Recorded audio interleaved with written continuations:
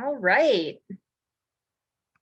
Hi, everyone, and sorry for being a couple minutes late. I just had some technical difficulties, but here we are on one of my favorite topics. Well, before that, for those of you who might be joining us fresh, my name is Tiff. I'm the behavior manager at the Humane Society of Western Montana, and I'm also a certified professional dog trainer. We are doing these free behavior spotlights through the winter every Thursday at 6 o'clock. They are 20 to 30 minutes long, and we're going to be presenting on a bunch of behavior topics. Topics like leash walking skills, coming when called. We'll throw some fun things in there like tricks. And really, I mean, we are going to cover just a huge variety of topics that affect all dog owners in our community. So tonight's topic is coming when called. It's one of my favorites, and it's also very important, as most dog owners would agree with. So coming when called can be a tricky skill to teach. I hope you walk away with the tips that I'm going to give you today thinking this is easy and this is fun, because it is easy and fun. The hard part is implementing it in a variety of situations. So I'm sure we can all think of a dog, maybe our own dogs or a friend's dogs who, let's say, comes when called perfectly in the house or in the yard, but it all goes out the window once they're off leash or at Blue Mountain, or when there's another dog around, or when there's deer around. You name the distraction. That's a very common challenge that a lot of pet owners have, and we're going to talk about how to troubleshoot those situations today. But let's start from scratch, coming when called. I can talk about this for an hour, like I say, for all behavior topics, but let's break it down into two key components. Component one is teaching your dog just the mechanics of coming when called. Component two is teaching your dog to love performing it. And let me give you an analogy here. I mean, how many of us know how to do basic math, like 1 + 1 = 2? How many of us know calculus? And more importantly, or equally as important, how many of us enjoy doing math? I mean, truly, there are people out there who enjoy doing math. I'm not one of them, but I know how to do basic math. So how does this relate to teaching dogs come when called? We want them to understand how to do it, but we also want them to love doing it, because unlike a more simple behavior like a sit, we are asking them to do this behavior in extremely difficult situations, such as when we want to leave the dog park, when there's another off-leash dog who wants to play, when we see wildlife, things like that. So let's talk about component one first, teaching the mechanics of the skill. This is arguably the easiest part, and I'm going to give you just the direct step-by-step on how to start teaching your dog to come when called. Now, I'm going to get my demo dog Paya out in a second, but let me talk you through it first, and then I'll show you. If this is the first time teaching your dog to come when called, I recommend working on your dog's name first. The reason for this is, imagine that your dog is just sniffing around in your house and you say, Fido, come, and Fido ignores you because he was, sniffing around. But he heard the words Fido and come. Every time a dog hears the word come and does not do exactly what you want that word to mean, they are unlearning the word, either by thinking that that sound, the word come, is irrelevant to them, or by just thinking that that word is not paired with the action. So we really want to be careful about when we say this word, which is why we want to work on their name first. So let me show you here. I'm going to tilt my screen. My little puppy Paya is being such a good girl. I'm going to take her out into the space, and then I'll demo for you. I have some treats. Well, I have her kibble on hand. I'm working at home, so she's just going to earn her daily food by doing this training demo for us. I'm going to move some obstacles out of the way, and there I go to get her. Good girl.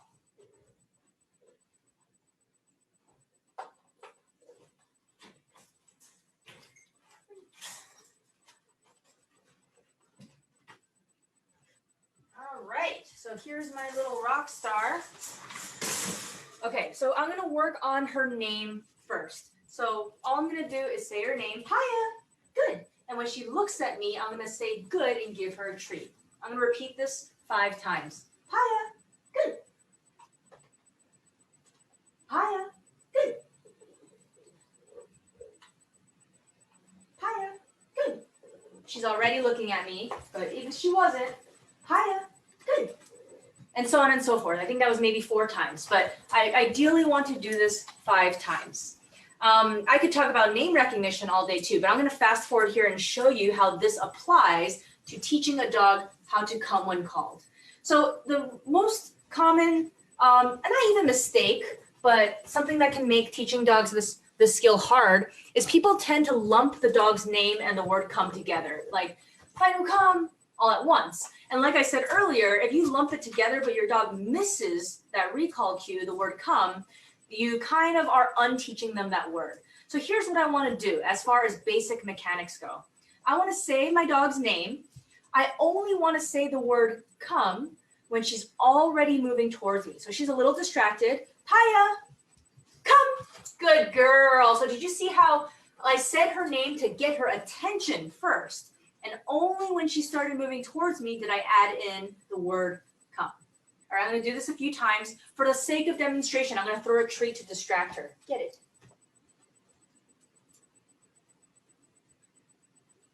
Paya, come. Good girl. All right, again, seeing how I really separated her name and the word come, I did not say come until she was already moving towards me. In the beginning stages of training your dog to come when called, these mechanics really help your dog associate the word come with the action of moving towards you, even if it's just 6 feet for now. All right, so if you have a dog with you, just grab some treats, say their name and give them a treat a few times, and then let's practice the skill. I'm going to give you about 1 minute, and if you don't have a dog and you'd rather just watch, I'm going to just practice this a few times with Paya during that time. If she's distracted, get it. Paya, come. Good girl. Get it. Paya, come. Good girl. Get it. Paya, come. Good.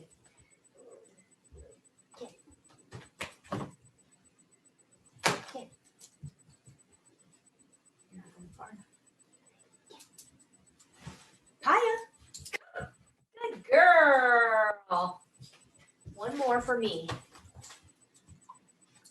Go get it. Paya, come. Good girl. That was actually more my natural voice. I don't know, I was going high-pitched earlier.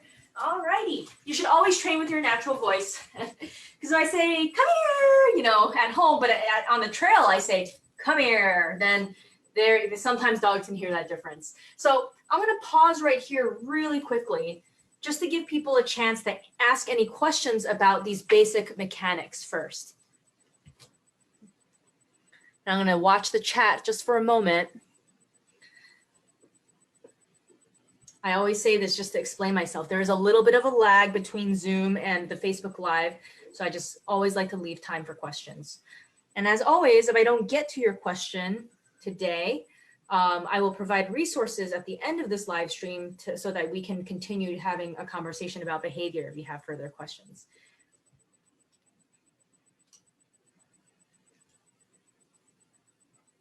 Hi. Good. Awesome. All right. I don't see any questions come in, but if you do have them, just type them in the chat on Facebook at any point. So let's talk about other mechanics. Again, we're on component 1 here, teaching your dog to understand the skill of coming when called. The second thing to think about is your body language, not your dog's body language. How many of us have witnessed or experienced the situation where we wanted our dogs to come to us, but they were maybe distracted, like they were sniffing off trail or trying to go greet the other dog. And we're saying, you know, come here, and we're trying to get them while saying the word come. That does not work very well, because then you're kind of chasing your dog, and your dog is more liable to run away or just keep moving away from you. So how you move your body can affect your dog's behavior. I'm going to do an experiment. This does not apply to every dog, but I'm going to call Paya twice. The first time, I'm going to approach her and kind of say come while leaning towards her or facing her. The second time, I'm going to say come while jogging away from her in my tiny little space. So here's option 1. Paya, come. Good girl. She did it, so I want to reward her for sure. Let me distract her again. Let me try the second option. Paya, come. Good girl. Awesome job. So even in my small space, if you rewatch this stream, it's really cool because she did a great job both times, but the second time she was even faster and zippier. That's the kind of enthusiasm I want my dog to have. When I call my dog off of a deer, I don't want them to think, oh, let me think about it. Maybe I'll chase a little more, maybe sniff off the trail, then circle back to you. I want them to turn on a dime and run to me as fast as possible. To do that, to encourage that further, I can change how I'm moving. Good job. So that my dog really thinks I'm exciting, sees that I'm moving away, and is more encouraged to come to me as fast as they can. So if you have a dog with you right now, try that out. One time, call your dog while facing them, see how fast they move. The second time, jog away and see how fast they move. If you don't have a dog, let me demo this just a couple more times for you. Hiya, come. Good girl. So trotting speed. Oh, I want to give you this. Get it. Okay. Get it. Hiya, come. Good. Definitely a huge difference with my dog. All right, go get it. I'm going to do one more of each. Hiya. Come. Good. Kind of slow and then a little bit of a lag there. All right, go get it. Hiya, come. Good job. Trotting versus galloping. Huge difference, especially if my dog was off leash on a trail. All righty, I'm going to pause right here for a second so that anyone who has questions about this component can ask them in the chat, and I'm happy to answer any questions. Again, just to go over, we're talking about how you can change how you move your body to encourage your dog to come when called faster or better.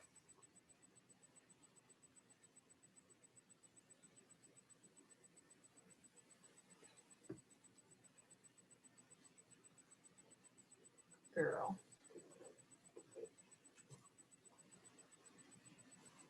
Down. You're so smart. All right, I don't see any questions come in. As always, please feel free to put questions in the chat about recall if you have any questions at all. I'm going to give you a third fun game to play with your dog. This is rapid recall. What it does is it really reinforces that action of coming towards you and it resets them for the next round. So what I'm going to do is I'm going to put together all of the pieces. So the saying the name first, not saying come until she's running towards me, running away to make it even more fun, but how I reward her is going to change. Now, instead of just giving her a treat, I'm going to give her 3 treats at a time. So if I have 3 treats, I'm going to say good girl for coming and give her 1, then 2, and drop the 3rd one, and then 3 in rapid succession. And then I'm going to throw the 4th one. That resets her for me to call her again. Let me show you what this looks like. Hiya, come, good girl. There's 1 treat, 2 treat, 3 treat, get it, and throw the 4th treat.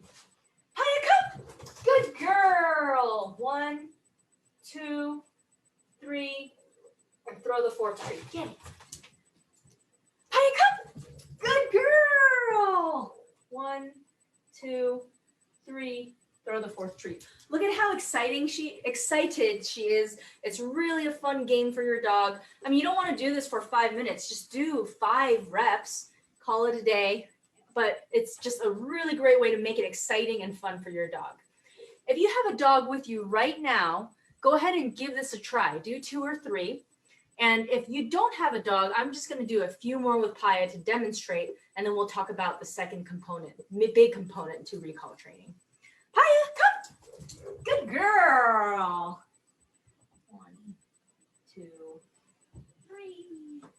Get it. Paya, come. Good girl.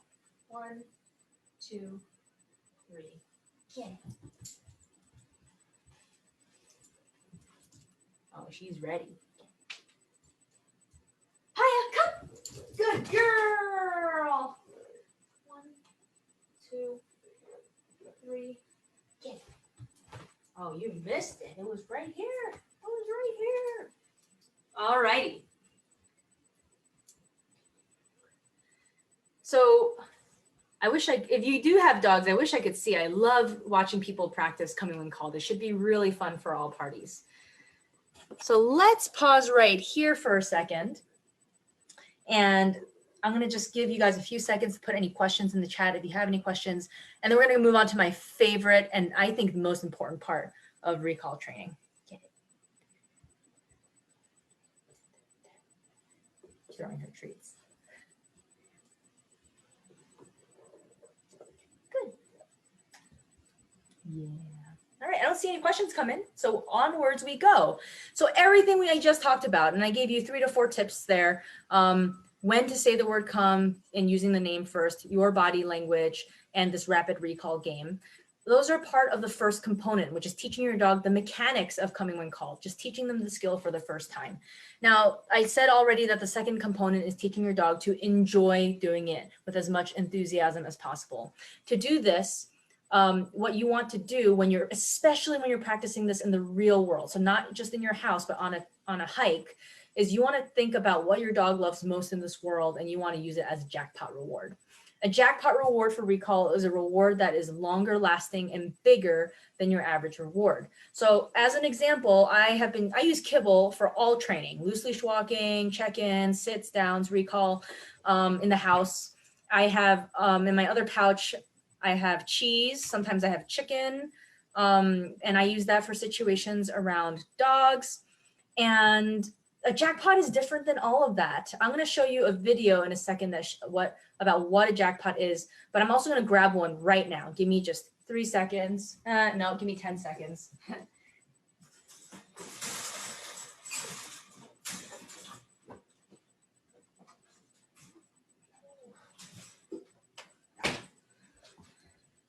All right, this is an example of a jackpot. This is a little plastic wrap full of deer meat, raw deer meat scraps. I would not give my little 14-pound puppy all of this, but I'm certainly going to give her like half of this for one recall. Guess how often she gets this? Once a week. Guess how often I practice coming when called? Definitely not as much as I'm demoing today. I practice at this point just 2 reps a week. I only say the word come 2 times a week, but each time she gets a jackpot. Tomorrow when I take her on a short hike outing, I'm gonna be using some of this to jackpot her for coming when called. The last outing we did, which I'm gonna show you a video clip of, I used a little baggie full of dehydrated deer lungs. Guess how often she gets that?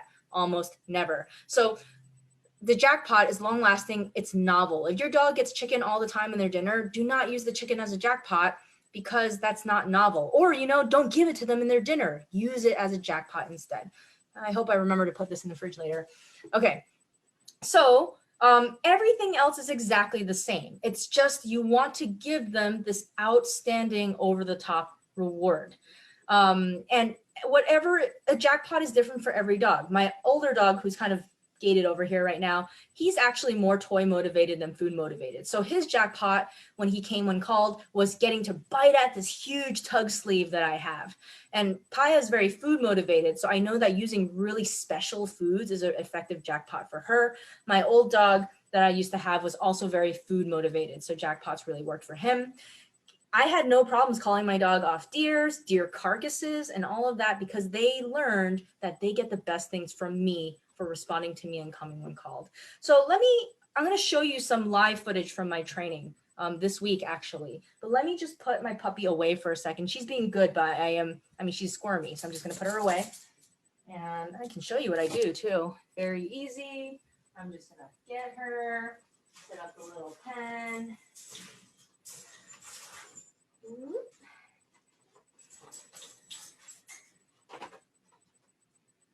Good girl. I love that you walk right into your crate.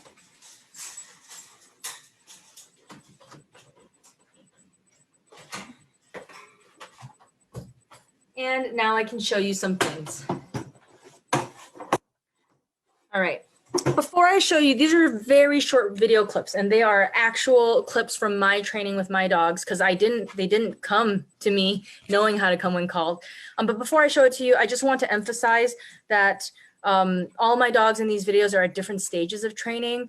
If your dog is new to this concept of coming when called training, you want to start with the basics, which is everything I just showed you. So let me pull up the videos. Let me answer this really great question. The question is, if you're practicing with 2 people, do you alternate different people on different days? Does it matter? And training should be consistent so it's not confusing. Great question. I think everyone who's involved in your dog's life should practice. So everything that I just showed you, all those little tips and games, you only do them for 2 to 5 minutes at a time a day. You don't need to practice for an hour or anything like that. You can even split it up so that you do a minute in the house and then a minute outside. Maybe you do a minute while doing your dog's potty break in the yard one morning, and your roommate or partner does 1 minute during a hike that they go on later that day. As long as the practice is successful, then your dog will learn to listen to both people. But then let me show you kind of the end results, so to speak. I'm going to share my screen again and pull up my other 2 dogs. And here they are. Okay, so Bray is my almost 4-year-old Dutch Shepherd, and I can call him off deer, I can call him off dogs. I don't really have a good video because I can't get him to chase anything. He's so well trained. But here's a video of him wanting to go run up to a friend's dog, and I call him off of that.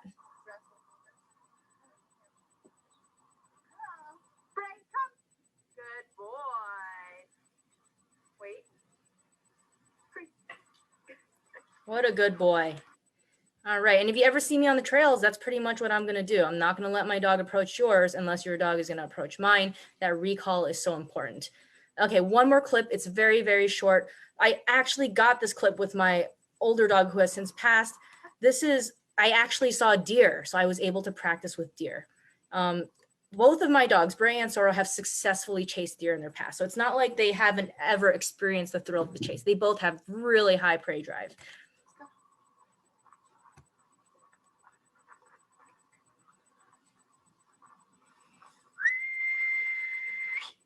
Good boy, Sor. Nice job. What a good boy. Awesome. Oh, here we go. I'm going to stop that share there. All right. What I love about that video, which I've posted on our Facebook before, on our Humane Society Facebook, is just how fast he does it. He turns on a dime. The smoke rises from the railroad track sediment. So yeah, I mean, I've never had a problem around deer or other people or dogs, but here is also the secret. I was going to tell you the secret here. Everything that I just talked about, the practice, component 1, component 2, the jackpot, are things that I practice in real life with my dogs as a professional trainer. But all of that practice means absolutely nothing if your dog does blow you off, as you call them. Here's an example. Let's say you practice 100 times and your dog is amazing, but the 101st time your dog is at Blue Mountain off leash, they see a dog, they run, and you say the word and they just failed that time. They successfully ran up to the dog to go play. I mean, not the worst thing that can happen, but all of those 100 times, the power of that weakens if your dog successfully blows you off the one. So yes, the secret to recall training is not only doing all of the things that I said, but also to prevent your dog from failing. That's why my puppy is dragging a line everywhere. She's never off leash. I mean, she's a puppy. She's not faster than me at this stage. She's not liable to run off. Thank you for telling me which video got missed. So she's not liable to run off, but still, if she sees a dog and she runs up to it without permission, or if she sees a deer and she chases, it's not that I can't train her to come when called. It's just I'm not being consistent. You might be thinking, well, that's a lot of work. My dog is 99% great off leash. It's just when there's deer, when there's dogs. The sooner you prevent mistakes, the sooner that off leash reliability and that coming when called reliability will be more towards 100% successful. So it's temporary. All my dogs have always been off leash and completely reliable around wildlife once I trusted that they would respond around wildlife, dogs, you name it. So those are some really fast recall tips. There is so much more to coming when called practice, but those are my best tips that I can share with you guys. I'm just gonna pause right here. Let me know if you have any questions. I'm just gonna pause for a few seconds to see if you guys have questions.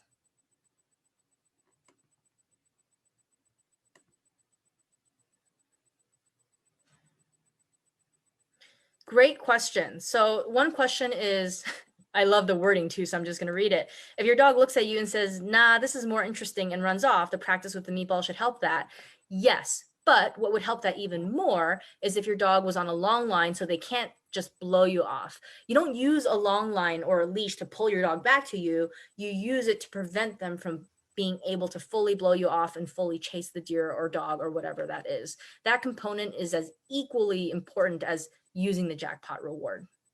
In training, we call that management. Management is as important, if not more important, than training. Thank you so much for joining me today. And I just want to give you a reminder that every Wednesday at 6 o'clock is puppies. So 6 o'clock for about 30 minutes or so, I am presenting on a variety of important puppy training and socialization topics. Every Thursday at 6 o'clock is our behavior spotlight. So we are so happy to be presenting these free resources for you guys in our community. I hope you guys are doing all right in these, fairly trying times. And we're taking a walk this beautiful. Sorry about that. As always, we are a nonprofit, privately funded organization. So if you are feeling generous, then every dollar you donate goes to the care of our shelter pets and to the continuation of these programs. I assure you, they do not go into my pocket as much as I would like it. I'm an hourly employee. So on this card is a bunch of resources. If you have any further questions, we have a free behavior helpline. So you can email us at behavior@myhswm.org, and we can continue talking about coming when called training or whatever other behavior topics you might have questions about with your dog. All right, I hope you have a lovely, lovely evening, and we'll see you at our next live stream.